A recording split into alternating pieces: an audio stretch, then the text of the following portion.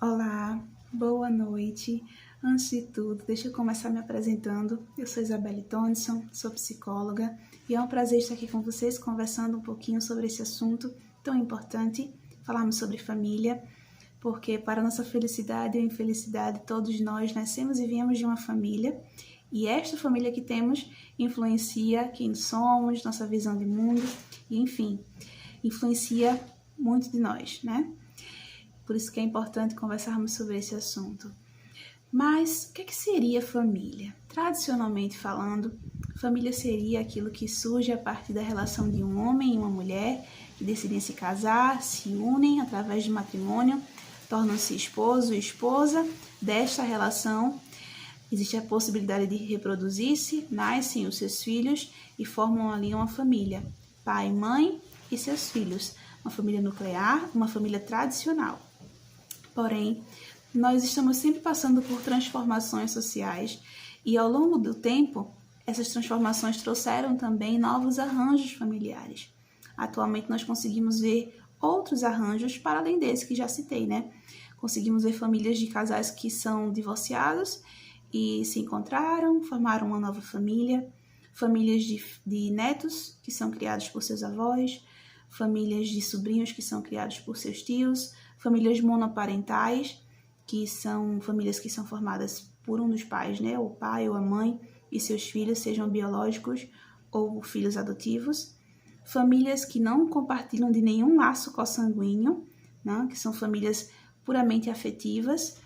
Socialmente falando, já é reconhecido as famílias homoafetivas. Existem também as famílias de poliamor, famílias poligâmicas, enfim. Existem muitas variações, muitos arranjos familiares. Estatisticamente falando, esses novos arranjos familiares, eles já são mais do que 50% dos arranjos familiares encontrados aqui no Brasil, né? Mas e aí? Ok, Isabelle, temos muitos arranjos familiares, muitas formas de família, mas qual seria a função da família? A família tem uma função social muito importante, porque é dentro do seio familiar que nós iniciamos as nossas interações sociais. A família também tem um papel educacional, porque dentro da família nós aprendemos muitas coisas, tanto é que temos até um ditado para isso, né? Costume de casa, vai à praça, né? Mostrando aí que nós aprendemos algumas coisas dentro das nossas casas e exterioramos esse conhecimento, essas questões, para além dos limites das nossas casas, né?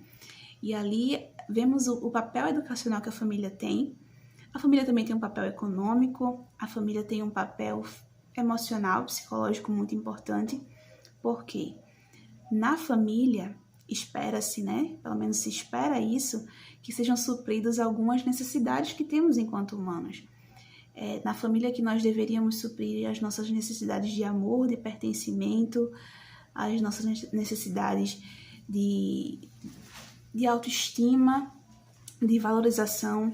É dentro da família que nós aprendemos conceitos de princípios e de valores. A nossa visão de mundo ela é muito moldada a partir da nossa família também. Então, daí nós vemos a importância que tem em conversarmos sobre família e nos prepararmos muito para esse assunto, né?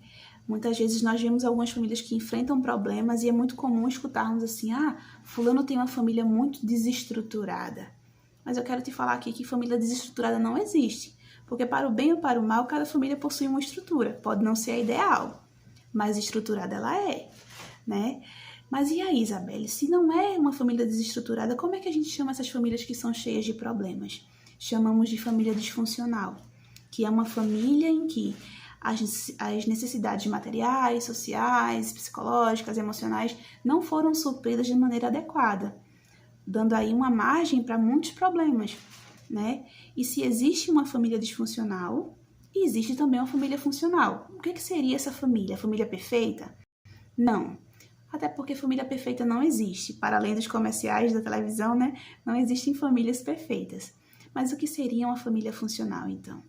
Família funcional, eu diria, que é aquela família em que todos os membros dessa família reconhecem que, apesar de serem uma família, esta família é formada por pessoas, por seres diferentes, que têm suas individualidades, a sua subjetividade, tem a sua personalidade, e isso precisa ser respeitado para que esse convívio ele seja o mais equilibrado, o melhor possível.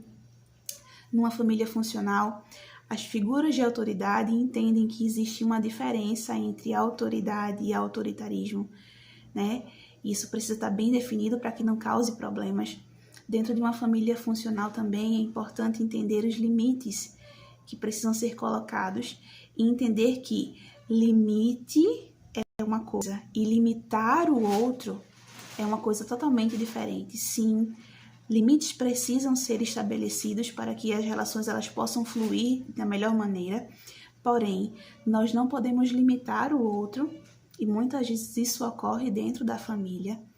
Uma família funcional também entende que o diálogo é a base para a resolução de problemas e não a agressividade. Dentro de uma família funcional, nós também entendemos que é preciso ter compreensão, é preciso ter empatia. Todos os membros eles têm uma função e essa função ela não é a mesma sempre. Deixa eu explicar o que é que eu quero dizer com isso. Quando no início da família aí vamos pensar na família tradicional, tá? Temos um pai, uma mãe e seus filhos. Esses pais são jovens, eles conseguem suprir as necessidades de seus filhos, eles conseguem ser o suporte imediato, mas à medida que o tempo vai passando, esses pais se tornam idosos e já não tem mais o vigor da juventude, e agora eles precisam deixar esse papel de cuidadores para se tornarem aqueles que recebem o cuidado. Então, essas ações familiares dentro de uma família funcional, elas se modificam com o tempo também. Dentro de uma família funcional, se quisermos ter uma família funcional, eu diria que nós precisamos estar preparados para permitir que as tempestades cheguem também. Porque é nos momentos de dificuldade que nós conseguimos entender e conseguimos colocar à mesa as nossas vulnerabilidades. E quando reconhecemos as nossas dificuldades, as nossas vulnerabilidades, nós abrimos margem para melhorar quem nós somos. Então, viver em família não é fácil, é um desafio bem difícil, na verdade. Mas é bem recompensador quando todos se dispõem a trabalhar em prol do bem, do crescimento dessa família. Eu espero que esses momentos que estivemos aqui tenham sido esclarecedores, que esse papo que a gente trocou aqui tenha sido bem legal e que tenha te ajudado a compreender um pouquinho melhor sobre o que é família e o que nós podemos fazer para continuar crescendo enquanto pessoas, melhorando enquanto pessoas, mas isso também passa pela melhoria de nossas famílias, que você possa se comprometer com a sua família e que possam ser todos abençoados. Um abraço e espero que todos possam estar e ficar bem.